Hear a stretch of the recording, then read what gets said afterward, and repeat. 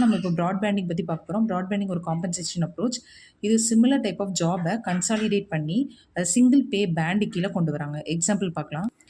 Traditional பேயில் similar type of ஜாபே ஒரு 3 கேட்டகரியில் இருக்குது. ஃபர்ஸ்ட் கேட்டகரியோட salary 4K to 8K, second கேட்டகரியோட salary 8K to 12K, third கேட்டகரியோட சேலரி 12K to 16K. இது ப்ராட்பேண்டிங்கில் நமக்கு வந்து ஒரே கேட்டகரியாக கொண்டு வந்து 4K to 16K சேலரி கொடுப்பாங்க. ஸோ இது health care, IT and start up கம்பெனியில் யூஸ் பண்ணுவாங்க. இதனால் என்ன அட்வான்டேஜ் அப்படின்னா ரொம்ப ஃப்ளெக்சிபிலிட்டி இருக்குது எம்ப்ளாயீஸ்க்கு காம்பன்சேஷன் கொடுக்குறதுக்கு.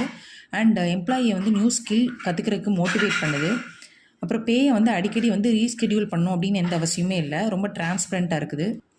எம்ப்ளாயோட சாட்டிஸ்ஃபேக்ஷனை இன்க்ரீஸ் பண்ணுது. இன்டர்னல் மொபிலிட்டி இருக்குது. அதாவது new career growth, career development அதெல்லாம் இங்கே ஜாஸ்தியாக இருக்குது. டிஸ்அட்வான்டேஜ் என்ன அப்படின்னா எக்ஸ்டர்னல் மார்க்கெட் கண்டிஷனை கன்சிடர் பண்ண மாட்டேங்கிறாங்க. ப்ரொமோஷன் ஆப்பர்ச்சுனிட்டிஸ் கம்மியாக இருக்குது. எம்ப்ளாயோட பெர்செப்ஷன் எப்படி இருக்கும் அப்படின்னா பே வந்து இன்இக்வாலிட்டியாக இருக்குதோ அப்படின்ற மாதிரி இருக்கும். தேங்க்யூ.